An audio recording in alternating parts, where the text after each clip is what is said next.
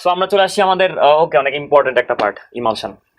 So emulsion হচ্ছে একটা colloid, আসলে এটা এক প্রকারের কলয়েড যেখানে একটা তরল আর একটা তরলের মধ্যে ডিসপার্সড হয়ে থাকে। সো এটা লিকুইড কলয়েড। তার মানে এখানে হচ্ছে এটা একটা সল এক প্রকারের, যেখানে সলের ডিসপারশন ফেজটা হচ্ছে লিকুইড। সো এটা মেজর যদি আমি ক্লাসিফিকেশন করতে চাই, আমার অনেক ভাবে লেখা যায়। এটা আমি দুইটা প্রধান পয়েন্ট লিখছি, মানে আইডিয়াটা জাস্ট বোঝানোর জন্য। এটা হইতে পারে অয়েল ইন ওয়াটার, তার মানে পানির মধ্যে একটা নন পোলার পদার্থ মিশে আছে, অথবা একটা ওয়াটার ইন অয়েল, অথবা একটা নন পোলার পদার্থের মধ্যে একটা পোলার পদার্থ মিশে আছে সামহাও। তার মানে দুইটা অমিশ্রণীয় পদার্থ জেনারেলি থাকতে হয়।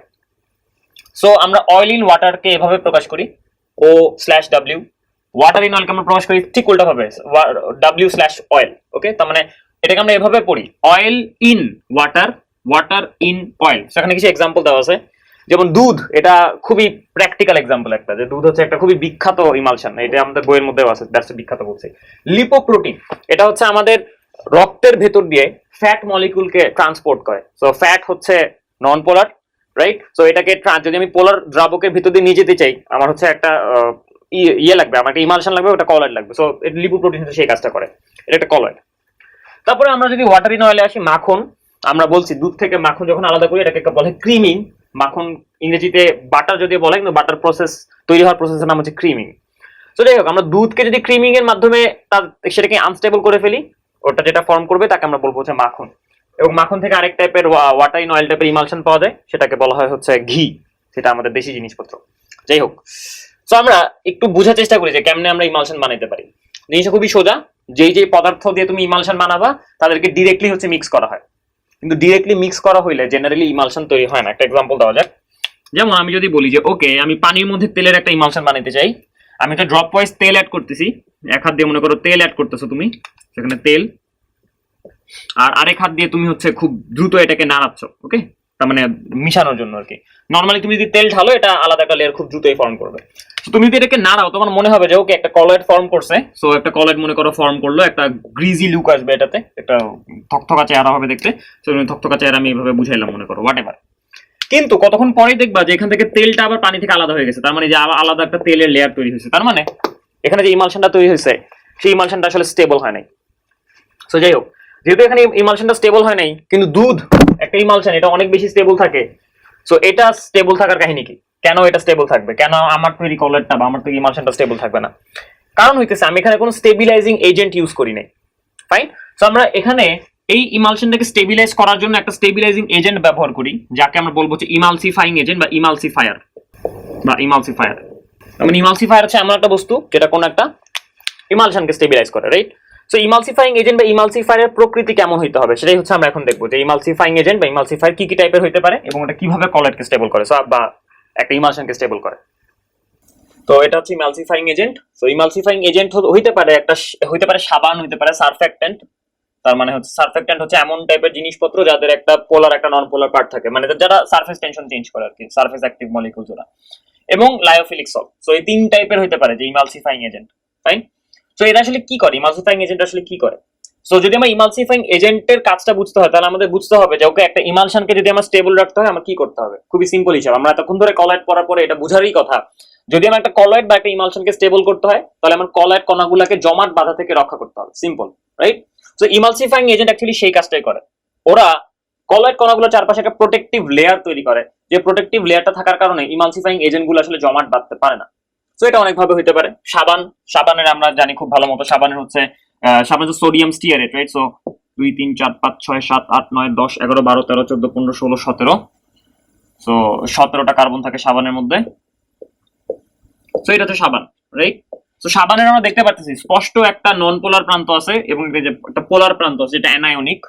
সো অ্যানায়নিক, সোডিয়াম কিন্তু দ্রবণের মধ্যে থাকে, সোডিয়াম এখানে থাকে না। তো যেটা হইতেছে যে সাবানকে যখন আমরা অ্যাড করি, তখন সাবানের এই অংশটা হচ্ছে তেলের মধ্যে দ্রবীভূত হয়, মানে কলয়েড কণার মধ্যে দ্রবীভূত হয়, আর এই অংশটা হচ্ছে কলয়েড কণার সারফেসের মধ্যে থাকে, রাইট? তো আমি যদি এটাকে একটু দেখানোর চেষ্টা করি, এটা যদি আমার কলয়েড কণা হয়, এটা আমার কলয়েড কণা, এই কলয়েড কণার মধ্যে সাবানের এই যে নন পোলার প্রান্ত দিয়ে সাবান হচ্ছে দ্রবীভূত অবস্থায় থাকে তেলের মধ্যে, কিন্তু এই মাথাটা হচ্ছে negative ion, right? So negative আয়নগুলো একটা একটাকে বিকর্ষণ করে, এবং আমরা ডিএলভিও তত্ত্ব থেকে এটা বের করতে পারি যে এখানে কতগুলো সারফেক্টেন্ট থাকতে পারবে যাতে করে এটা স্টেবল হয়, হোয়াট এভার। সো নেগেটিভ আয়নগুলো যেগুলো আছে, এরা হচ্ছে যদি পাশে একটা সিমিলার কলয়েড কণা থাকে, এখানেও কিন্তু সেম সাবানের অণুগুলো থাকবে, রাইট? সো এখানে এখানে নেগেটিভ প্রান্ত আছে। সো এই নেগেটিভ আয়ন একটাকে বিকর্ষণ করতেছে, তার মানে দুইটা কলয়েড কণা মার্জ করতে পারতেছে না। সো দ্যাটস ওয়াই আমরা বলতে পারি যে সাবান যেটা করে, সাবান হইতেছে এদেরকে মার্জ হওয়া থেকে বন্ধ রাখে। সো দ্যাটস ওয়াই সাবান হচ্ছে একটা ইমালসিফাইং এজেন্ট বা ইমালসিফায়ার। সিমিলারলি লায়োফিলিক সল্ট, সারফেক্টেন্ট সবাই একই কাজ করে। প্রত্যেকে কি করে? প্রত্যেকে হচ্ছে একটা প্রোটেক্টিভ লেয়ার তৈরি করে রাখে আমাদের কলয়েড কণার চারপাশে।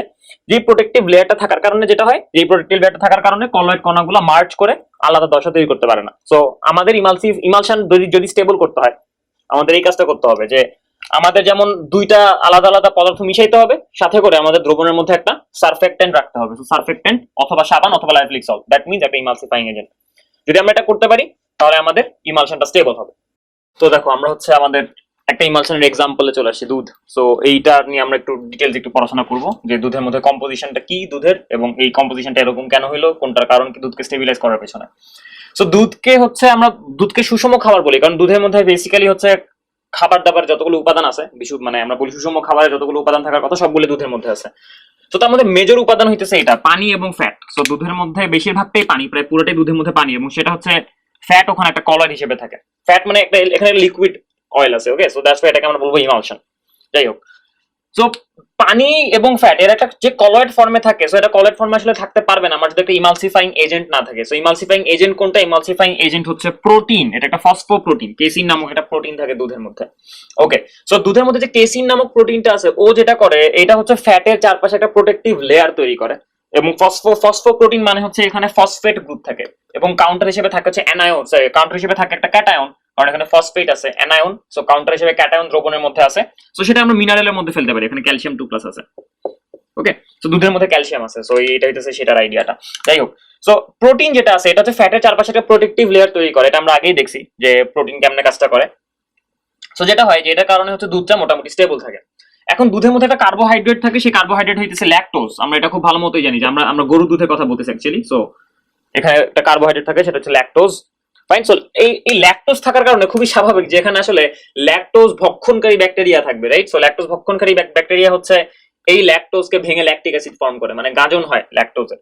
সো এবং তারপরে বুঝতেছি কি কাহিনী ঘটতে পারে, হোয়াটএভার, আমরা আস্তে ধীরে সবগুলোতে আসতেছি। সো এই হচ্ছে মোটামুটি দুধের একটা কম্পোজিশন আমরা বললাম। এখন ফার্স্টে আমরা একটু বুঝি যে একদম জাস্ট মাত্র দোয়ানো দুধ, এটাকে কোনো প্রকার কোনো প্রসেসিং এর ভেতর দিয়ে নিয়ে যাওয়া হয় নাই। এই দুধের মধ্যে কি কি সমস্যা হইতে পারে? প্রথম সমস্যা, এই দুধটা হচ্ছে জমাট বেঁধে যেতে পারে, মানে এখান থেকে ক্রিম ইজিলি আলাদা হয়ে যেতে পারে। একটা কথা, ক্রিম, আমি বলি নাই যে বিশুদ্ধ তেলটা, এটা আলাদা হইতে, এটা আলাদা কথা। দুই, এখান থেকে এটার মধ্যে ছানা পড়ে যেতে পারে, রাইট। দ্বিতীয় কথা, সো এই দুইটা প্রসেসের আসলে দুইটা কারণ আছে। প্রথম প্রসেসের কারণ হচ্ছে ক্রিমিং হয় এখানে। সো ক্রিমিং কেন হয়?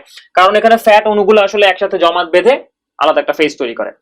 কেন তৈরি করতেছে? কারণ এখানে কেসিন আসলে একটা ভালো প্রোটেক্টিং লেয়ার হিসেবে কাজ করতেছে না। Why is that? কারণ এখানে ফ্যাটের যে কলয়েড কণাগুলো আছে তারা সাইজে মোটামুটি বড়। সো এই বড় সাইজ হওয়ার কারণে পাশে যে ফ্যাটের যে প্রোটেক্টিভ লেয়ার আছে, পাশে যে প্রোটিনের প্রোটেক্টিভ লেয়ার আছে, এই প্রোটেক্টিভ লেয়ারটা এতটাও প্রোটেক্টিভ না যে এটা দুইটা কলয়েড কণাকে সংঘর্ষ থেকে বাঁচাতে পারবে, রাইট। সো যেটা হয়, কিছু সময় রেখে দিলে বা কয়েক ঘন্টা রেখে দিলে দুধের উপরে ক্রিম জমা হয়। সো এটা হচ্ছে একটা ম্যাটার। সো এখন যেটা হইতেছে, আমার যদি দুধকে আরো দীর্ঘদিন স্টেবল রাখতে হয় তাহলে আমার এই কলয়েড কণার সাইজটাকে ছোট করতে হবে, রাইট। কারণ এরা বড় দেখে এদের মধ্যে ভ্যান ডার ওয়ালস ফোর্সটা বেশি। সো যেটা করা হয়, এটা দুধের ভেতর দিয়ে আল্ট্রাসনিক সাউন্ড পাস করানো হয়, যার কারণে এর হচ্ছে আলোড়িত হয়। আলোড়িত হলে যেটা হয়, এই কলয়েড কণাগুলো ভেঙে ছোট ছোট টুকরাতে পরিণত হয়। সো এখন এরা হচ্ছে ছোট ছোট টুকরাতে পরিণত হইলো। সো ছোট ছোট টুকরার চারপাশে হচ্ছে আমাদের প্রোটিনের প্রোটেক্টিভ লেয়ার অবশ্যই আছে, এবং যেহেতু এখন এরা ছোট ছোট টুকরা, সো এদের মধ্যে আকর্ষণ বলটা আগের চাইতে কম। সো দ্যাটস ওয়াই এরা স্টেবল থাকে। সো আমরা এটাকে বলি হোমোজেনাইজড মিল্ক। আল্ট্রাসনিক সাউন্ড দিয়ে আমরা যে কলয়েড কণাগুলোকে ভেঙে ছোট ছোট টুকরায় পরিণত করি এবং রেজাল্টিং যে স্টেবল প্রোডাক্টটা পাওয়া যায় বা স্টেবল দুধটা পাওয়া যায়, তাকে আমরা বলি হচ্ছে হোমোজেনাইজড মিল্ক। সো এটা গেল হচ্ছে প্রথম কথা, যে হোমোজেনাইজড মিল্ক কাকে বলে, যে যেখানে হচ্ছে আল্ট্রাসনিক দিয়ে আমরা একটা স্টেবল ইমালশন তৈরি করি।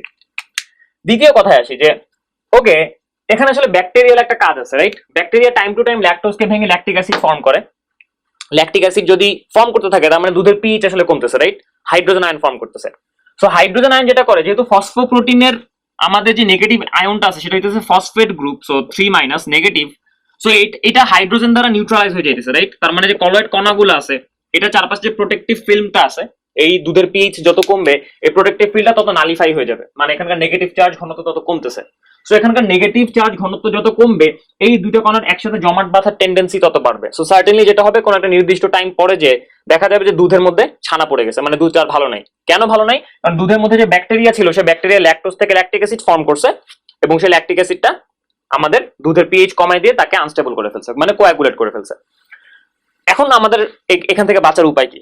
বাঁচার উপায় হলো দুইটা, হয় তুমি ল্যাকটোজ সরাই ফেলবা, তাহলে দুধের মিষ্টি স্বাদটা চলে যাবে, অথবা তুমি ব্যাকটেরিয়া সরাই ফেলবা, যেটা আসলে করা হয়। তো যেটা হয় যে দুধকে প্যাকেটজাত করার আগে হালকা একটু হিট দেওয়া হয়, খুবই অল্প তাপে হিট দেওয়া হয়। বেশি হিট দিলে কিন্তু আবার কলয়েড কণা জমাট বেঁধে যাবে, এটা আমরা আগেও পড়ছি। সো হালকা হিট দেওয়া হয়, খুবই অল্প আছে। সো হিট দিলে যেটা হয় যে ব্যাকটেরিয়া গুলো মরে যায়। সো ব্যাকটেরিয়া যদি মরে যায়, সার্টেনলি এখানে ব্যাকটেরিয়া যেহেতু নাই, তার মানে ল্যাকটোজকে ল্যাকটিক অ্যাসিড পরিণত করার কেউ নাই। সো সার্টেনলি তখন দুধটা অনেক স্টেবল থাকবে, এটাকে বলে পাস্তুরাইজড মিল্ক। ফাইন। সো আমরা বুঝতে পারলাম যে যদি আমরা দুধকে হিট দেই, তাহলে ল্যাকটোজ থেকে ল্যাকটিক অ্যাসিড ফর্মেশন কমে যাবে, সো তখন দুধ অনেকদিন স্টেবল থাকবে। That is called pasteurization. Okay, so এই হচ্ছে মোটামুটি দুধের আইডিয়াটা। এখন আমরা যেটা করব, আমরা যে দুধ থেকে বিভিন্ন প্রোডাক্ট কিভাবে আলাদা করে, যেমন ধরো দুধ থেকে মাখন কিভাবে আলাদা করে, দুধ থেকে ঘি কিভাবে আলাদা করে, দুধ থেকে দই কিভাবে আলাদা করে, এই জিনিসগুলো হচ্ছে আমরা একটু শিখবো। সো তারপরে হচ্ছে আমাদের আলোচনাটা অন্য একটা টপিকে নিয়ে যাব।